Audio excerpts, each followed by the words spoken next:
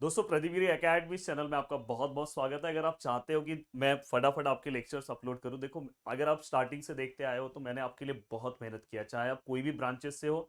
मैंने हर एक के सिलेबस के लिए बहुत ज़्यादा एफर्ट्स दिया है, बट अगर आपके साइड से अगर एफर्ट्स नहीं दिखाई देगा तो भाई मैं रोज लेक्चर्स कैसे अपलोड करूंगा? मेरे लिए बहुत ईजी है, बट आपके सपोर्ट की बहुत ज़रूरत है। अगर आपको पता होगा तो मैं बहुत सारे काम कर रहा हूँ, उसके बाद मैं आपके लिए स्पेशल टाइम निकाल रहा हूँ। बट अगर आप मेरे लेक्चर्स को एक बार अगर देख लोगे तो मैं ये बोल रहा हूँ कि आप ऑलरेडी इसके पहले आपने फील भी किया होगा यार, कितने बार आपको एग्जाम में कितना मैंने हेल्प किया।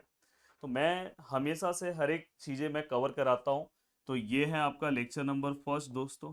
लेक्चर नंबर फर्स्ट इस टॉपिक पे मैं कवर कर रहा हूँ, और इस टॉपिक पे मैं दो तीन बहुत बड़े बड़े क्वेश्चंस कवर कराऊंगा, जहाँ पे हम आराम से, मतलब ये इतना सिंपल टॉपिक है ना, बस लोगों ने इसको कॉम्प्लिकेटेड बना के रखा है, और हम बहुत सिंपल से सभी चीज़ों को कवर कर लेंगे। तो दोस्तों देखो, सबसे पहले वेक्टर स्पेस को हम इस तरह से डिनोट करते हैं, जैसे इसके पहले आप वेक्टर फॉर्म में डिनोट करते थे। आपने इसके पहले भी वेक्टर के बारे में पढ़ा होगा, तो आप वेक्टर के सिंबल में लिखते थे।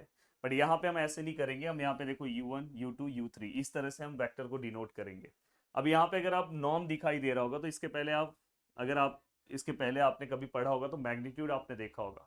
मैग्नीट्यूड को हम सिंबल, जैसे अगर समझो मुझे इसका नॉर्म निकालना है तो मैं, हम मैग्नीट्यूड को इस सिंबल में दिखाते थे, बट नॉर्म मतलब यहाँ पे आपको डबल लाइन लेना है, ये याद रखना है। और जैसे आप मैग्नीट्यूड लेते थे वैसे ही आपको मैग्नीट्यूड लेना है। यहाँ पे क्या आएगा दोस्तों? U1 का स्क्वायर। यहाँ पे क्या आएगा दोस्तों? U2 का स्क्वायर। और यहाँ पे U3 का स्क्वायर। बस आपको क्या करना है, कमेंट सेक्शन में याद से प्यार से एक प्यारा कमेंट कर दो यार, इस इंसान को आप मोटिवेट कर दो अपने आप। मैं आपके लिए दिन रात मेहनत करने के लिए रेडी हूँ। अब यहाँ पे अगर आप देखोगे, अगर आप कमेंट करोगे तो जो आपका बचा हुआ पार्ट है मैं फटाफट अपलोड कर दूंगा। और मेरे इतने, जितने मैं लेक्चर्स बस बता रहा हूँ उतना आप देख लो। देखो, आपका काम हो जाएगा, एग्जाम के लिए अच्छा काम हो जाएगा। यू और वी अगर आप यहाँ पे देख रहे हो, अगर मुझे डॉट प्रोडक्ट निकालना है तो बस क्या करना है, ये दोनों को मल्टीप्लाई करना है। देखो यहाँ पे U1 है, U1 को किससे मल्टीप्लाई करोगे? V1 से। यहाँ पे दोस्तों किसको, U2 को किससे मल्टीप्लाई करोगे? V2 को। V, और यहाँ पे U3 को किससे मल्टीप्लाई करोगे? V3 से। वेरी इंपॉर्टेंट कॉन्सेप्ट, बहुत सारे जगह पे ये हम यूज करेंगे दोस्तों, तो प्लीज ये चीज का ध्यान रखना। कहीं पे भी अगर आपको निकालना है तो जस्ट मल्टीप्लाई करो, डॉट प्रोडक्ट निकालना है। अब यहाँ पे डॉट प्रोडक्ट से रिलेटेड ही एक प्रॉपर्टी है जो आपको पता होना चाहिए ऑलरेडी, अगर आपने डॉट प्रोडक्ट पढ़ा होगा तो। जस्ट यहाँ पे अगर मुझे एंगल्स निकालना है, पर एक डॉट प्रोडक्ट की प्रॉपर्टी है। यहाँ पे देखो, हमने यू लिया, यहाँ पे हमने क्या किया दोस्तों? वी लिया, और यहाँ पे हम क्या लेंगे दोस्तों? Cos theta. तो अगर मुझे एंगल्स निकालना है तो मैं यहाँ पे कॉस थीटा रखूंगा। यहाँ पे देखो, यू भी आपको पता है डॉट प्रोडक्ट है। यहाँ पे U, और यहाँ पे क्या आएगा दोस्तों? V। तो यहाँ पे इस तरह से आप बहुत ही अच्छी तरह से आप सभी चीज़ों को कवर कर सकते हो।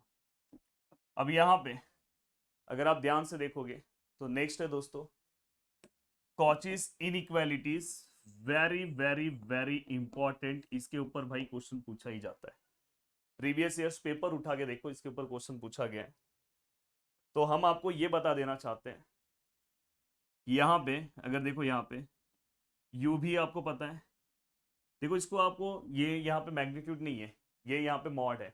अगर समझो इसका डॉट प्रोडक्ट माइनस में है तो उसको आप प्लस कर लेना। इसका आंसर U के नॉर्म के और V के नॉर्म के मल्टीप्लिकेशन के आंसर से या तो लेस देन होना चाहिए या तो इक्वल टू होना चाहिए। अगर लेस देन है, सपोज इसका जो आंसर है इसके कंपैरिजन में कम होना चाहिए, या तो इक्वल टू होना चाहिए, तो हम बोल सकते हैं कि ये वेरीफाइड है। अगर नहीं है तो हम बोल सकते हैं कि वेरीफाइड नहीं है। तो आपको मोस्टली वेरीफाइड से रिलेटेड क्वेश्चन पूछा जाता है, तो ये जस्ट आपको याद रखना है, बाकी कुछ नहीं यार, बहुत सिंपल सा पार्ट है। अब ये पूरा का पूरा होने के बाद चलते हैं क्वेश्चन जो प्रीवियस ईयर्स में पूछा गया। अगर जाके आप बुक में चेक करोगे तो भाई 4 से 5 बार ये क्वेश्चन पूछा गया, सेम क्वेश्चन। क्या लिखा है? वेरीफाई करना है हमें, कॉचीज इनइक्वालिटीज को वेरीफाई करना है। तो सबसे पहले यार मेरे को प्रॉपर्टी पता है, मुझे ये पता है, ये भी पता है मुझे। अब यहाँ पे क्या है दोस्तों? Less than equal to. तो मुझे ये, अगर ये कंडीशन मेरा सेटिस्फाई हो गया, अगर लेस देन आया या तो इक्वल टू आया, तो मैं बोल सकता हूँ कि कॉचीज इनइक्वालिटीज क्या हो रही है? वेरीफाइड हो रही है। अब देखो दोस्तों, सबसे पहले मैं क्या करूंगा, यू है मेरे पास, तो मैं क्या करूंगा, यू का मैग्नीट्यूड निकालने की कोशिश करूंगा। तो अंडर रूट ऑफ, आपने पीछे ही पढ़ा है। अगर समझो ये मैं नॉर्म निकाल रहा हूँ तो मैंने आपको सिखाया है दोस्तों। तो मैं तो बोल रहा हूँ कि 2 मिनट आप वीडियो को रोक दो और फिर इसके बाद वीडियो देखो, और प्रदीप गिरी एकेडमी के एप्लीकेशन को डाउनलोड कर लो। वहाँ पे आपसे रिलेटेड क्रैश कोर्स अलग अलग चीज़ें आ रही है, जाके आप भी देख सकते हो। और अगर कुछ प्रॉब्लम है तो हेल्पलाइन नंबर पे कॉल करो। देखो यहाँ पे पहले वाले का स्क्वायर, यहाँ पे दूसरे वाले का स्क्वायर, तीसरे वाले का स्क्वायर। तो यहाँ पे अगर आप देखोगे तो -4 का स्क्वायर +2 का स्क्वायर +1 का square which is equal to, yes, -4 का स्क्वायर 2 √21।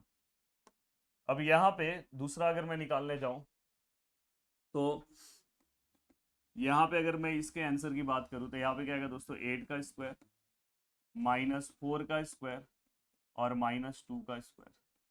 तो फाइनली अगर मैं इसका आंसर निकालूं तो 8 का स्क्वायर -4 का स्क्वायर +-2 का स्क्वायर। तो यहाँ पे अगर आप देखोगे तो इसका आंसर है दोस्तों 2√21। इसका जो आंसर आया 8 का स्क्वायर -4 का स्क्वायर और -2 का स्क्वायर।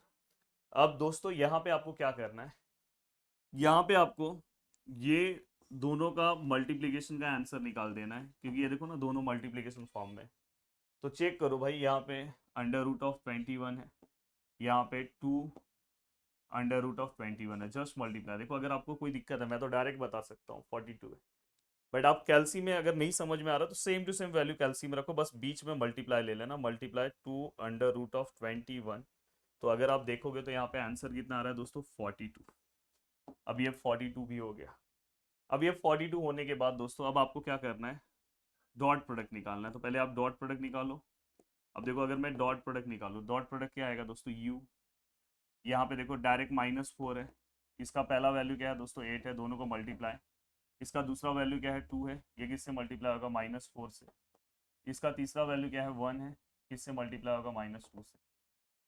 तो अगर आप यहाँ पे देखोगे तो -4, यहाँ पे क्या आएगा 8, प्लस यहाँ पे 2, -4 +1 -2।